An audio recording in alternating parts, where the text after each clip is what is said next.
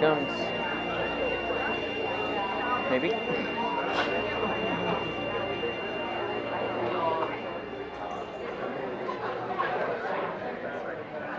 Welcome to the Epcot International Festival of the Arts. Whether it's painting, carving, photography, or pancake art, everyone has a creative, artistic side. Get ready to enjoy our next presenter and creative seminar.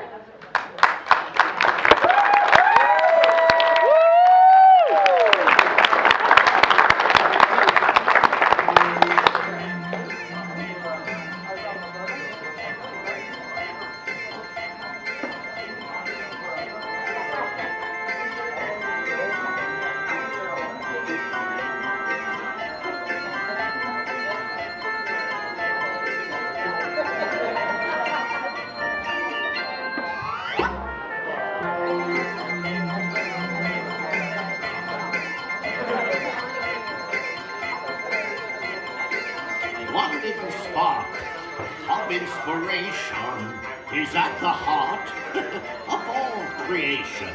Right at the start of everything that's new. One little spark lights up for you. Oh, hello there. Glad you could come along. My name is Jason Tackett, and I'm a self-taught digital artist here at Walt Disney World. Now, the music and lyrics you just saw on the screen were done by Disney legends Richard and Robert Sherman for the original version of the Journey into Imagination attraction here at Epcot, and perfectly sum up the purpose of today's discussion. In that original attraction, we met the Dream Finder, who searched the universe for sounds, colors, anything which can spark the imagination. And when he found just the right combination of sparks of inspiration, he could put them together to create something amazing and marvelous and new, in this case, a figment. Here are some of his favorite sparks. 2 tiny wings, eyes big and yellow, horns of a steer, but a lovable fellow. From head to tail, he's royal purple pigment, and there, voila, you've got a figment. Now, we all know this cute little guy as a figment of imagination, but since your figments are created from the sparks of inspiration in the world around you, you might create a figment of commemoration or even a figment of vacation. And your figment might not look like that. Your figment might come out in the form of a new poem, or a painting, or a song, not necessarily a little purple dragon. So, where can you find the sparks of inspiration in the world around you so you can create your own figment? Well, we're going to step over to the Inspirometer. All right. We're going to step inside my mind's eye, where I can show you all the things which inspire me. Is my symposium stretching, or is it just your imagination? So, the easiest areas that you can find figment or sparks of inspiration in the world around you include your pets, your friends, your families, amazing places that you visited, and things of beauty in the world around you. Basically, all of the good times and the bad times. All of the sparks of inspiration you collect in the world around you during your travels can come together at any moment to create something totally amazing and new. You might see something here at the Epcot International Festival of the Arts, for example, which will give you the urge to try painting, or flower arranging, or singing. Those little urges you're feeling, those are your sparks of inspiration deep down inside, jumping around and waving their arms and saying, "Let me out to play!" So, my question to you now, are you ready to go on a magic journey to see if we can find the creative spark that still lives down inside of you? Yes. Come on. All right. If you guys are ready, let's start at the beginning. Now, this is the point where I gave myself a water break, but I didn't bring water up because I'm so nervous I was about to dump the water all over myself. So, water, water, water. Alrighty. So let me start by asking everyone a question. Raise your hand if you enjoy looking at beautiful works of art. Pretty much everybody. All right, now raise your hand if you think you have it within you to create an amazing work of art. A lot fewer hands went up that second time, and the ones who didn't raise their hand at all are looking at me like, I can draw a stick figure with the head the shape of a potato. Let me just take a few more minutes of your time and prove to you, you have been and always will be an amazing artist. All right? I'm going to start by saying a couple words from the attraction that I love the most. I'll wind this dial and time escapes. Let's look back to when you drew simple shapes. When we were little, we stepped outside into this new world for the very first time, and we saw amazing things like blue skies, and we saw green grass, and we saw orange flowers. We were so excited by the amazing things that we had seen in this new world that we couldn't wait to get back inside so we could draw them and show our parents the amazing things we had seen.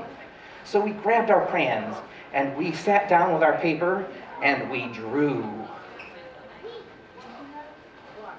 There we go. And we drew. And we drew. We drew and drew and drew until our hands hurt and our crayons were just tiny little stubs of wax. And we were so proud of the amazing thing we had just created by combining the sparks of inspiration we found for the very first time that we couldn't wait for our parents to see it. And the only thing that was more exciting than finishing that first figment was when they chose to put it up on the fridge for everyone to see. As a matter of fact, my mom thought those first figments were so important, she saved them for 37 years just so I can show them to you today. Thanks, Mom! Now, as we grew into our teenage years, we continued to draw. We continued to do all sorts of amazing things, especially in the corner of our test papers. When I was 14, my family brought me to Walt Disney World for the very first time, and I was amazed by everything that I had seen. There are so many sparks of inspiration just waiting to be captured here. So it's no surprise that when I got home, I created this long-forgotten figment of vacation for our family photo album. Yeah, I thought the fireworks launched the space shuttle, and Space Mountain is shaped like one of those hats you get at the China Pavilion. And I feel real bad for the people on that train. Again, thanks, Mom. Now, somewhere between then and now, we started focusing on being adults. We were getting jobs and driving cars, and we spent less time creating things. Sure, we were still capturing the sparks of inspiration from the world around us, but we were no longer using them to create figments. So, I guess, by growing up, we stopped believing in ourselves.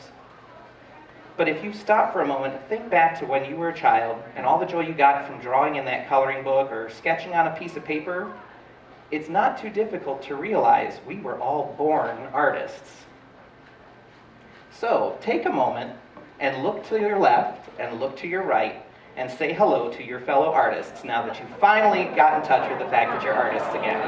Hello. How you doing? How you doing? Hello. Nice to meet you.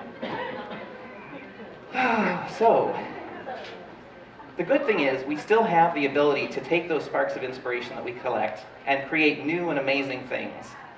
So, let's move on from the past and move a little bit more to today. With a show of hands, how many of you would consider yourself to be accomplished photographers? Says one woman with a very expensive looking camera. Everyone else's hands are down. All right, so then let me ask you another question. How many of you took a photo with your cell phone today of something truly beautiful or amazing here at Epcot's International Festival of the Arts? Way more hands went up that time. So, as I said, the first time I came to Walt Disney World, I was 14. Things were a lot different when you wanted to take out your camera and start making memories. You had to bring an entire extra bag with you back then because you had to have your camera, your film, your batteries. Let's see, what else? Anybody else? Camera, film, batteries? Flash, yes, you had to have flash bulbs. So basically, most families just brought one camera with them because it was just such an undertaking to bring a camera. And the only person who was allowed to take those photos was probably Dad or Mom because they paid for that camera. It was their investment. You were limited by how many photos you took, basically by how much film you brought with you or how much money you wanted to spend developing those photos when you got home. And you had to put everything in this tiny little clear plastic viewfinder because we didn't have screens on the backs of our cameras. We didn't have cell phones with big screens. So you had to get your shot right the first time. And it wasn't like, oh, I'm just going to take 5 of these and see which one comes out, because that's a waste of film. I think that year I took 30 photos. That was considered a lot back then. And when I got home to get them developed, about half of them were blurry. I had spent my entire allowance on that. It's a total bummer. So my question now is, what changed between the good old days and today to make capturing the sparks of inspiration so much easier? What about science? So that's what changed. This was another water break. The science behind capturing the sparks of inspiration every day has changed. Nowadays, we pull out our cell phones and take photos of things without even thinking about it. We're no longer limited by how much film we have because we have almost unlimited storage space in the cloud. It's pretty amazing. The other thing that we have the ability to do is go, hey, I took this photo and it doesn't look like it came out. I can see it right now. I can preview it. So can we take that shot again? Let's take that shot again. By the way, these are my friends. Oh, look at that photo. Once you've taken the photo that you want, you can use filters on your phone to immediately make personal touches and adjustments to your photos. Taking care of red eye, or taking care of bright lights, or dark rooms. Let's touch up that photo, shall we? Come on, do it. There it is.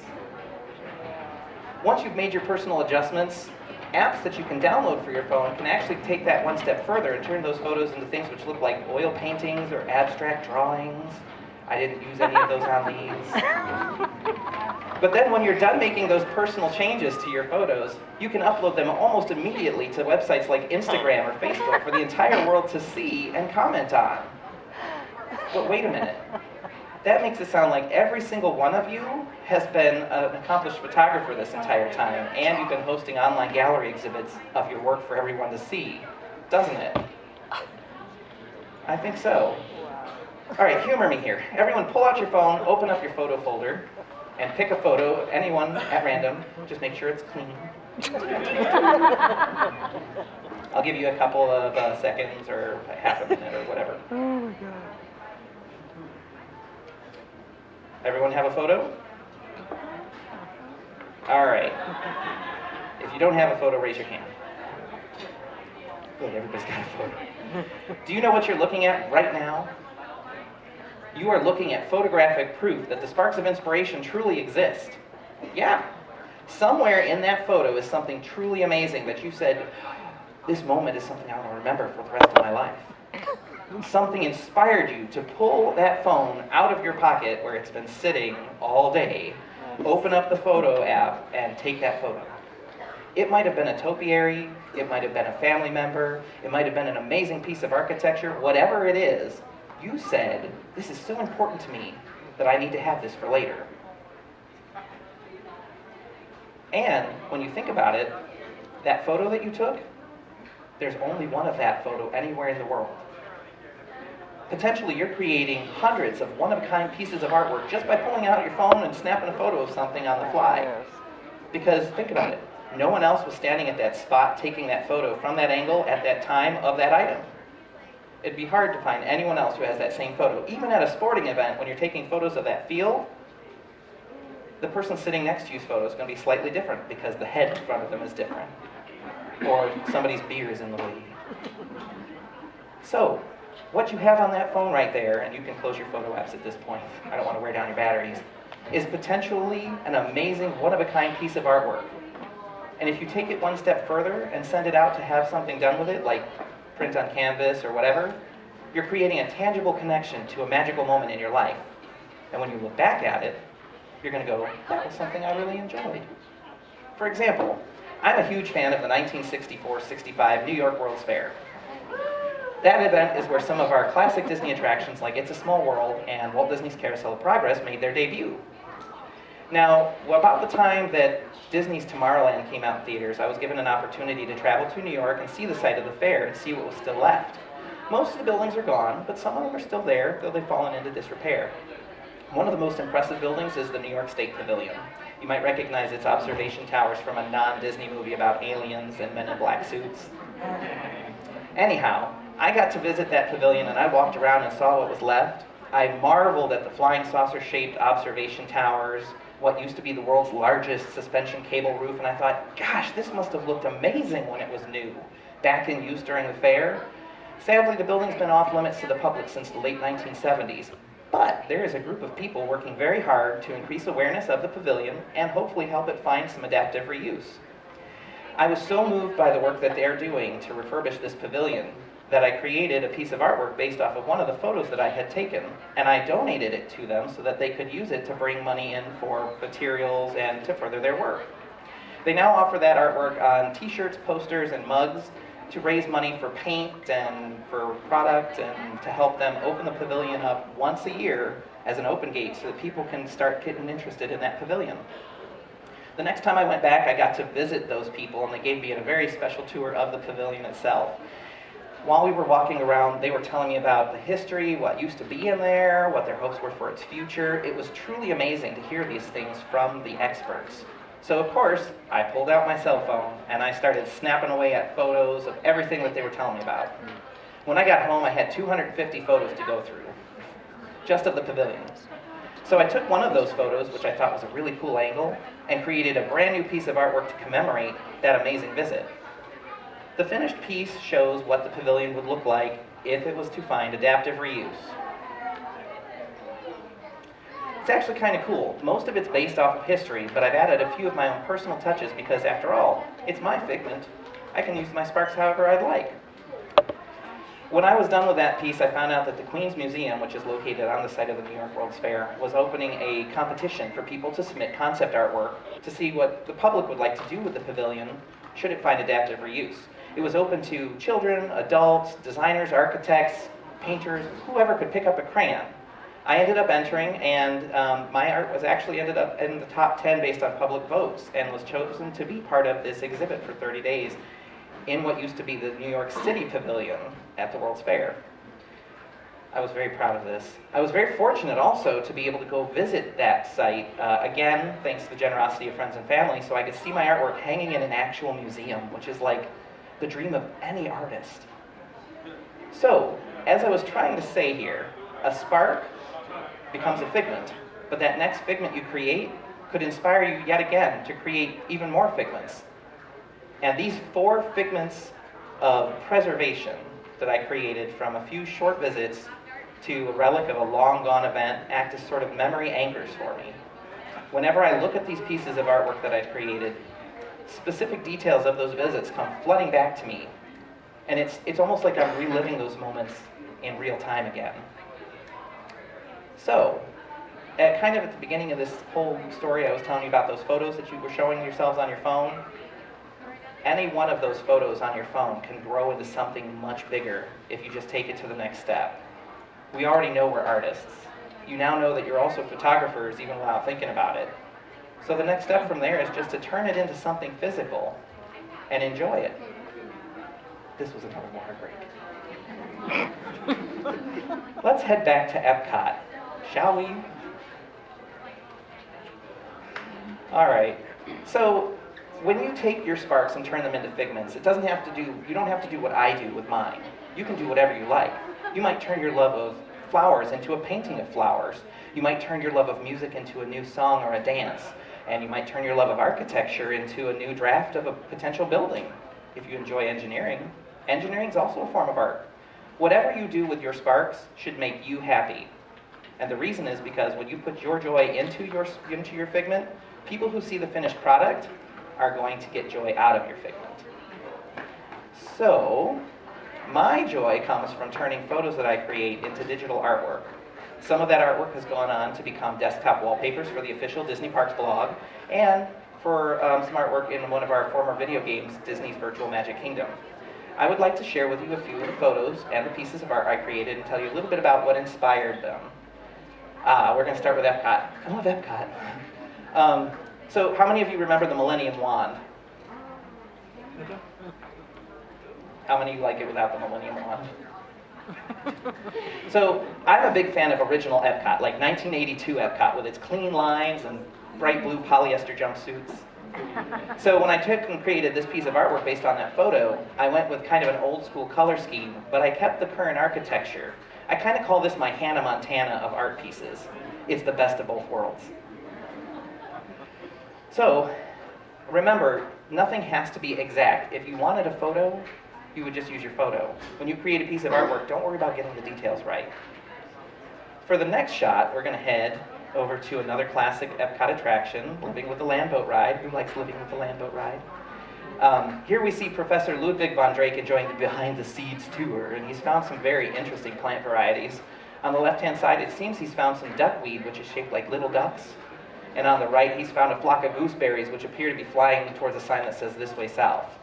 But the overall joke here is duck, duck, goose.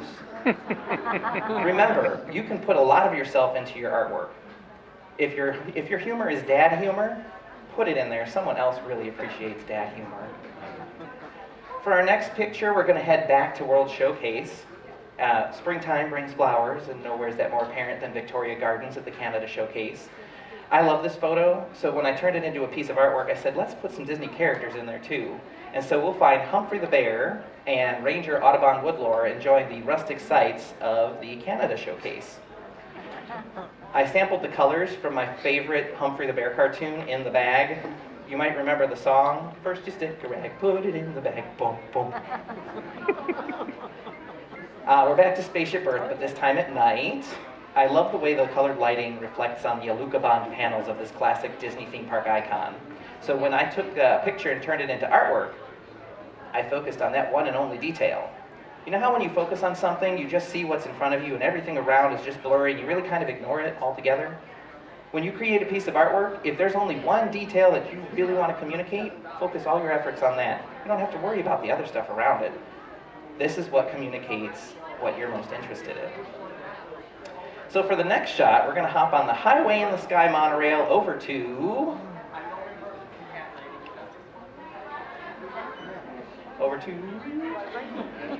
It's going to get there, I promise. It's a video.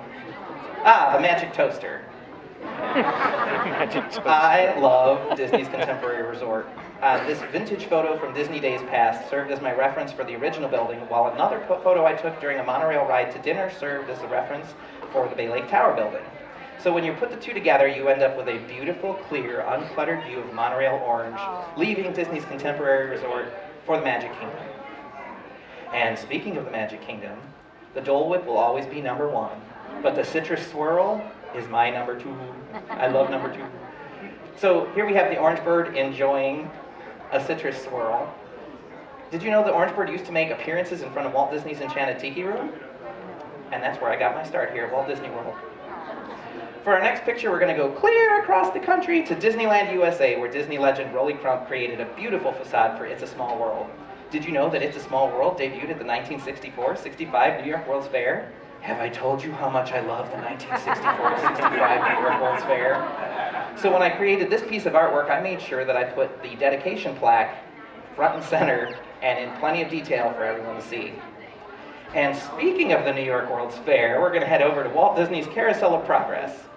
Now, I'm a sucker for Disney history, so when I turned it into this piece of artwork, I hit a few nods to the attraction's storied past. On the marquee, the 1964, obviously the year it opened at the New York World's Fair. But if you look in the upper right corner, that People Mover train has a 67. That's the year that it opened at Disneyland.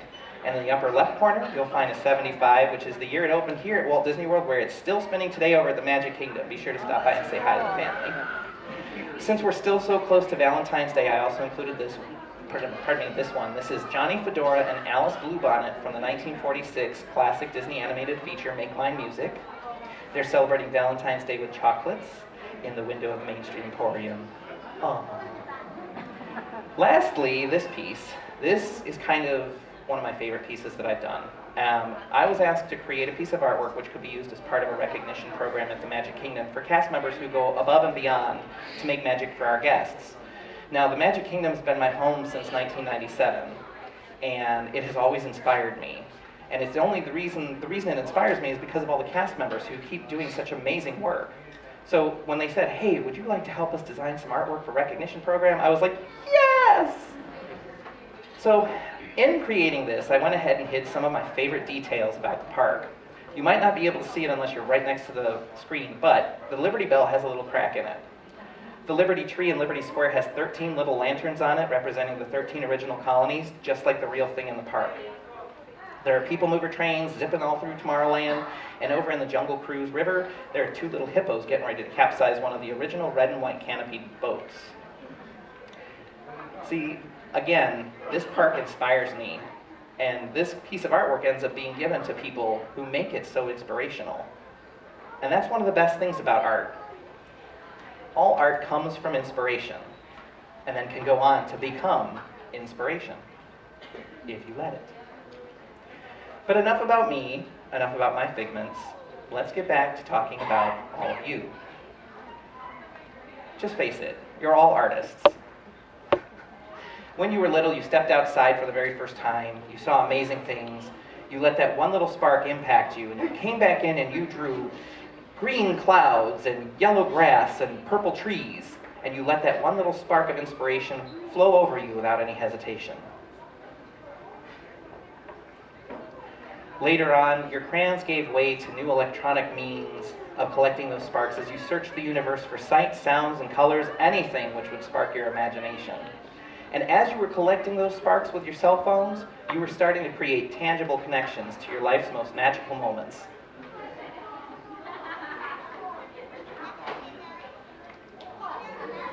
And when you collect all those magical moments, kind of like all those sparks of inspiration you collect during a magical vacation to the most magical place on Earth, aka Walt Disney World, you have a recipe for one pretty darned amazing figment when you get home.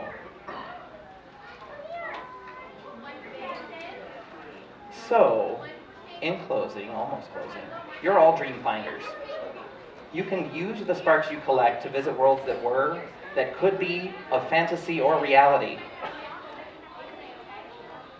And you can create artwork which lets you share the joys of things that you're most passionate about with your friends and family and make the world a beautiful place.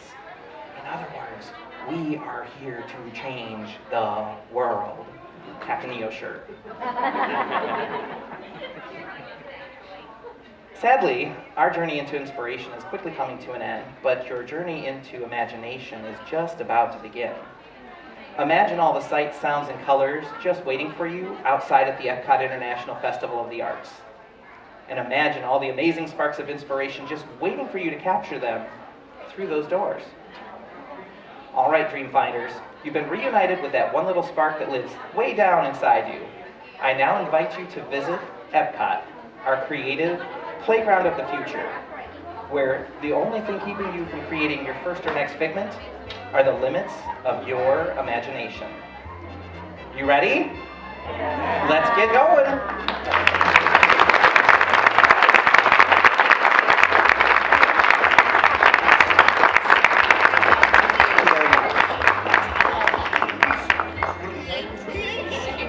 Right at the start of everything that's new, one little spark lights up for you. Imagination,